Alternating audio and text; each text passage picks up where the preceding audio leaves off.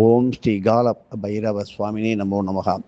இன்று ஆங்கிலம் 7/7/2026 செவ்வாய்க்கிழமை பகல் 1:26 முதல் தேய்பிறை அஷ்டமி தேதி ஆரம்பித்து விட்டது. இன்று சிவாலயங்களுக்கு சென்று பைரவருக்கு புனுகு ஜவ்வாது கலந்த விளக்கெண்ணெயால் பாதங்களுக்கு நல்ல காப்பிட்டு பைரவ அஷ்டகம் ஓதி தான தர்மங்கள் செய்வதும், முழு முந்திரி மாலைகளால் பைரவருக்கு அலங்காரம் செய்து வெண்பொங்கல் படைத்தும் தானம் செய்வதும், படுத்த படுக்கையாக இருக்கின்றவர்கள் தினமும் ஒரு வைத்தியம், தினமும் ஒரு மருத்துவரை தேடி ஓடிக்கொண்டு இருப்பவர்களுக்கு அந்த நிலையிலிருந்து விடுதலை பெறுவதற்கும், நோய்களே அண்டாமல் தற்காத்து கொள்வதற்கும், பயம், பீதி, கலக்கம், நெஞ்சில் சொல்ல முடியாத ஒரு தயக்கம், இப்படி இருப்பவர்களுக்கு பைரவர் பூஜை மிக மிக சக்தி வாய்ந்ததாக அமையும்.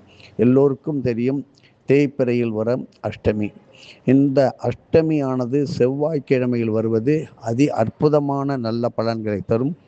காசி கயிறு என்கின்ற கருப்பு கயிறை பைரவரின் திருப்பாதங்களில் வைத்து அதையும் பூஜை செய்து பல பக்தர்களுக்கு, ஏழைகளுக்கு, கிடைக்காதவர்களுக்கும் ஆண்கள் வலது கையிலும் பெண்கள் இடது கையிலும் கட்டுவதால் சிறப்பான ஒரு நல்ல பலனை பெறுவீர்கள். பிறகு நோய் வந்தவுடன் ஓடி அலைந்து பல மருத்துவர்கள், மருத்துவமனைகள் பல நாள் பல மாதங்கள் ஓடி அலைந்து பல லட்சம் ரூபாய்களை செலவழித்து மனம் நிம்மதியின்றி தவிக்கின்றார்கள். காரணம், இறைவனுடன் இருக்கின்ற இணைப்பை நாம் துண்டித்து விடுகின்றோம் என்று நினையுங்கள்.